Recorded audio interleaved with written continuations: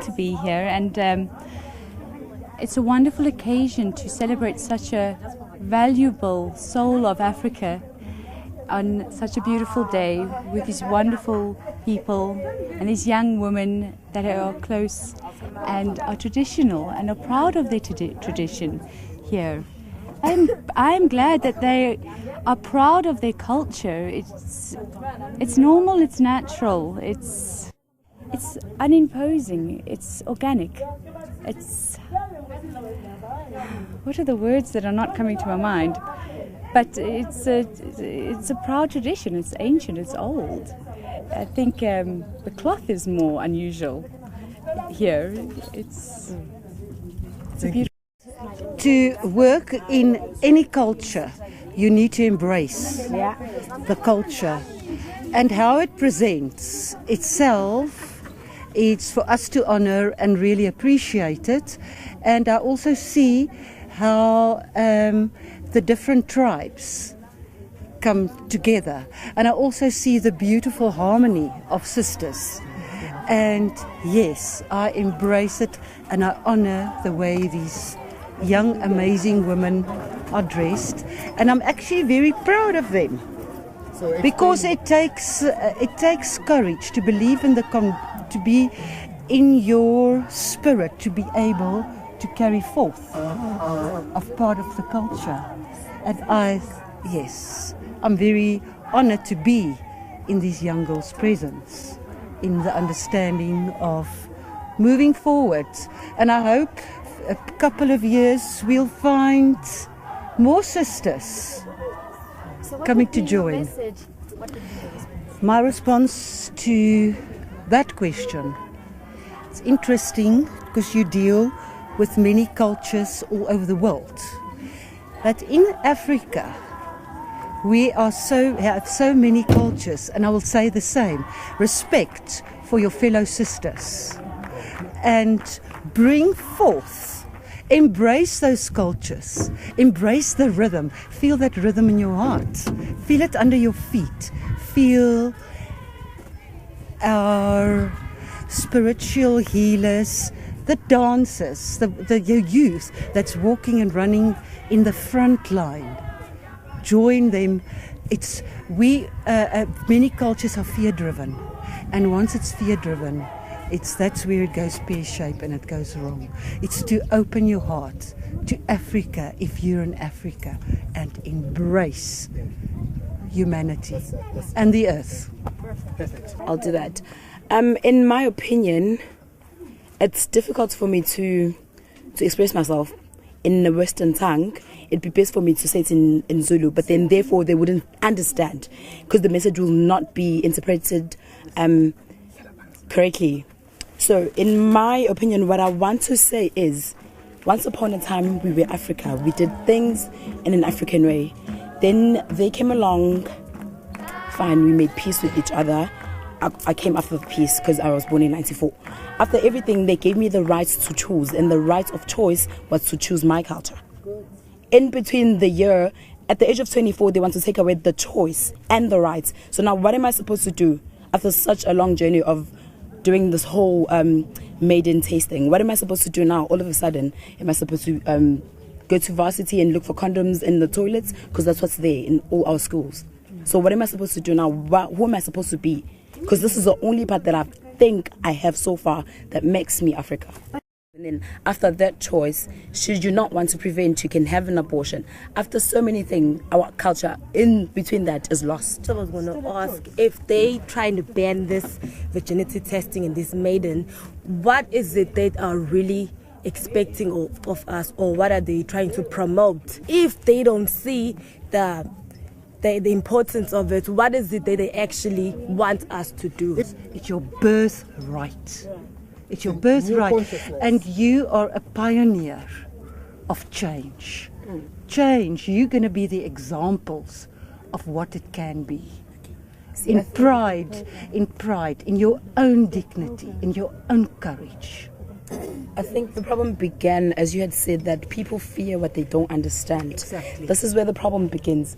It is what they should do is humble themselves, come to us and ask us, what is it that you are doing? What is the importance of what you are doing to you? For them to understand. Exactly. And it's for them to dictate whilst they're sitting in their lovely houses, to dictate for me not to be a maiden. Not knowing. In my opinion, for me, they haven't said anything. They can fly down and come and tell me personally and have a discussion with myself. Therefore, I will fight for my rights, for my culture, for my Africa.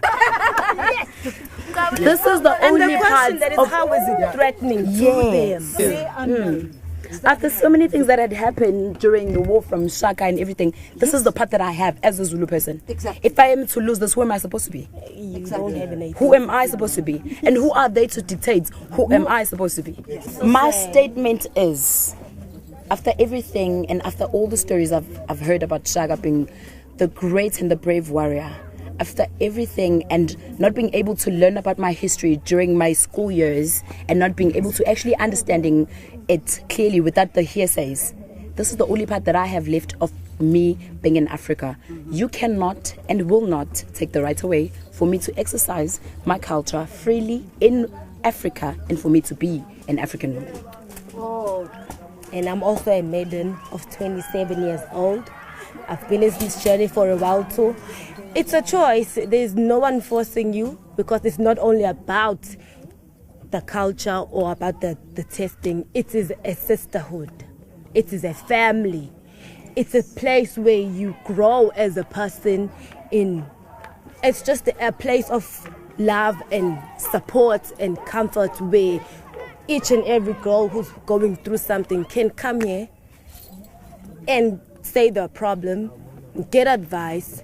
It's a very loving place. So I don't understand why would you want to take that away from us as young women, because clearly this is not killing anyone. It's not stripping anyone of their choice, of their right to do whatever they want. So please support us, listen to us, understand us, and if you don't know, find out. It sounds moralistic that it is an abuse of women, which could not be the furthest thing from the truth. It is false, because you are not put here with a gun on your head, say you must go for virginity testing or must be a maiden. It is done with love. It is done with choice. It's embracing who you are fully. So if you're wanting to take that away from us just because you lack understanding of it, it's very unfair. I found so many powerful things that I could have learned as an African lady who was growing up, that Africans have always been kings, that we were the first to walk New York, that the great first Buddha was once a black person from Africa. So much power would have empowered me had I known from primary in my history lessons. I have known about that prince and what prince, but I lack so many things about my Africa. This is the part that I am not letting go. As a whole, if they can make us fools to think that we don't know what we have, so they can use that against us. The amount of power that we have, that we possess. It's the same thing that caused the woman to even have a march, because the women were not allowed to have or to do things that men could do. Now they want to take young maidens. We are the future of this country. If I were to go to the parliament with so much stupidity in my mind of not knowing where I come from, where am I going to go? Exactly. There's a Zulu proverb that says, "Awukwazi ukuya phambili ungazazi uphumaphi." So who am I going to be from there? What am I going to talk about when I get to the parliament? If you don't know your background, if you don't know who me, in order for me to understand a Muslim, an Indian, I have to respect their culture. Right. Because I want somebody to respect my culture as well. In order for you, even those other black or African people, they are also a sellout to us. to their own. It's a sellout. That's why the UN or the Western people think they have that much power to oppress us, because there's even our own people are turning our backs on us, on this tradition. So they're thinking if they can just buy a few people that can sell out, yeah, then eventually they're gonna win. They're gonna get what they want. But it's not surprising, because when they came to Africa, that's what they did. They turned blacks against blacks. So that's the war we're still fighting. That's how they work. That is the war we're still fighting. Because we still haven't conquered that within ourselves. And now they still. And come to think of it, I don't think they just out of the blue, out of a sudden became and thought that maidens to stop. It became with us black people. We went and we wanted smiles. From them, we went and we wanted to drink tea and have cappuccino whilst talking about things that do not concern us at all. It's quite difficult for them to actually understand this, because they think deep down that somewhere in between we are not as into Western things as we are. We are very much aware of all the Western challenges, and we still stand as Africa. We've got advocates, we've got social workers, we've got so many people, we've got doctors. But the point is, we are still Africa. This is the part, like they've overstepped. Yes, this is for me. I am making the statement that you have overstepped. You need to know your boundaries. Yes. You did it before, you are not going to do it again. Yes, I think because we've let them get away with so much, so they think they can just take even this one just like that. Unfortunately, you can't. This time, this will not go away. Yeah, the way you dance about with it, you can just see that I'm not here because someone told me. I'm here because this thing, it speaks to me. True. Do you know what I mean? It moves. It empowers me. It gives me purpose to such an extent. It is so spiritual. It's beyond measure. Actually, I'm not even insulted, but the fact that they can make up such allegations to the fact that they can actually try and degrade us in our culture. I'm actually quite happy that they actually said those things that they said, because for me, I can now show them how proud I am of my culture. I am proud of being black. I am proud of being a woman.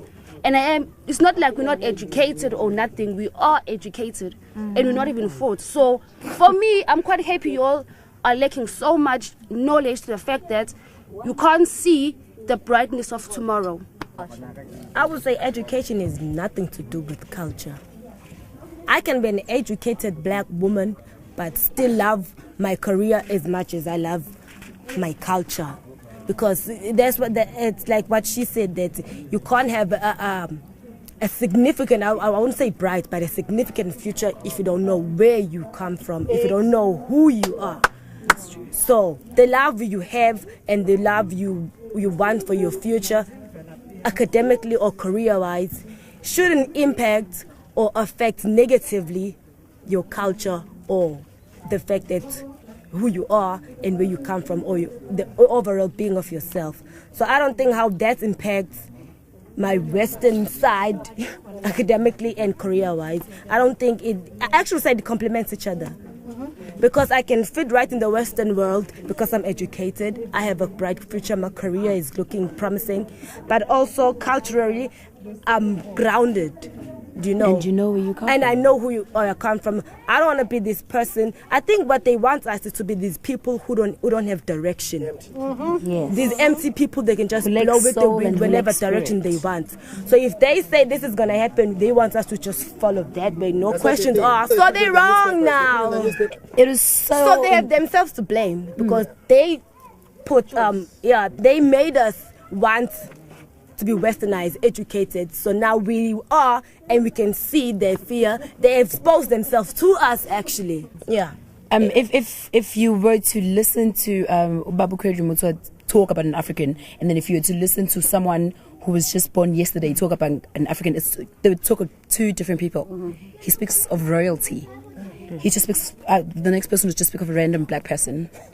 He says we were the kings. I would like to be the kings of Africa. I don't want to claim the whole world. I want to be the king and the queen, or I want to be the queen and the princess of the streets. I want to be the queen in my culture. I'm not fighting so many people I want to greet, as she is here with us, it gives me so much pleasure, as I used to work in retail, where I would greet a white person in isiZulu and they would greet me back, because we are one. Yeah. Now, Western people want to come, they're going to come to us in the skin that is in white, and it's going to be like we're fighting with white people once again, which is not true. Which is not true. Yes, you know, exactly. Once again, we're going to fight for what? For nothing, because once again, we've now in KwaZulu-Natal, so far we all friends. You know, when they speak in Afrikaans, I understand Afrikaans, but I cannot return it back, so I say it in English. So same to others. When you greet them in Zulu, they say other things. As Ma would say, Tamaku, she knows so much of that, and I lack the knowledge. She would teach me, and that makes me proud of her as an African woman. So now when they come to us with so many English big words and they want to say so many things, who do we feel is coming to attack us? White people. When it's not them, it's Western people. And they're trying to destroy the bridge that we've mended over time. The white people. Exactly. They use the color. When we've like, I don't know what happened during the apartheid. I only know the hearsays. But all I know is now we became friends. But the color is exactly. But now, as they come with so many things, all we see is color. All we see is, I do not want to lie, all we see is color, because we now have this the history of, once again, white people who want to fight us. When it's not them, it's Western people. But to us, they come in color. Now they want to try to shut down so many countries. 26, I heard. It is such an embarrassment. They will not. It is such an embarrassment that they would even speak it in radios without concerning us. But they must expose themselves first. Remember that. Exactly. They need to come down, invite us. We will come to the parliament. I have the right to walk in like this. We do that, yeah. Exactly. I will do, and I will address, as I will say, that they must not come.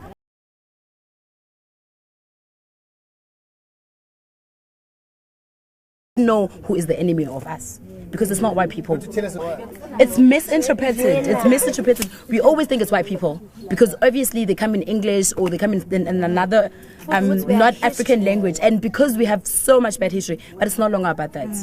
It has gone way past that. It's now in the present and forward. They can actually help us. As Ukoko is here, Ukoko is, I think Ukoko is a Sangom.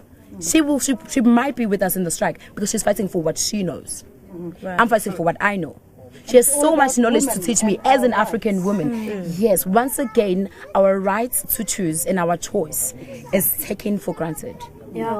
As a traditional healer, I'm young, I'm a traditional healer. I love who I am, I'm proud of it. I will not change myself, my identity, my roots, just to please somebody else who don't have enough knowledge, or to bring them down to ask, what is it? What are you doing? What does it mean? How does it make you feel as a young woman? It makes me feel proud. I know where I'm going with my life, because I don't pretend to other people who I am. I know who I am. I present myself to them and say, this is me. Whether you like it or not, that's your business. I'll go around the world dressed like this because I'm not ashamed. I'm proud. No matter who they are coming to us, ask questions before you just jump into conclusions. Ask before you make up things and make assumptions and make us feel bad of who we are. This thing, we didn't start it right now. It started by our forefathers. Back then. And you called back then. It's not just when we're not harmed. We protected by the women, by the mothers that go with us. The advisors. Zigcine njengentombi zihloniphe qhuba umntombi bakho uziqhaze ngako. So amantombazane asilandelayo, what I would like to say to ukuthi, don't be afraid. Don't let them pull you down. Don't be shy or embarrassed about your body, about your culture, because this is who you are. God created you like this. Embrace it. Don't hide in fear or be scared. No. Let them just be stupid. It's their stupidity that make them think that they're clever, but they're not. So this is me, and I'm never going to change who I am. Never. Don't be afraid of it. Don't be afraid of showing your body, because all of this is Africa.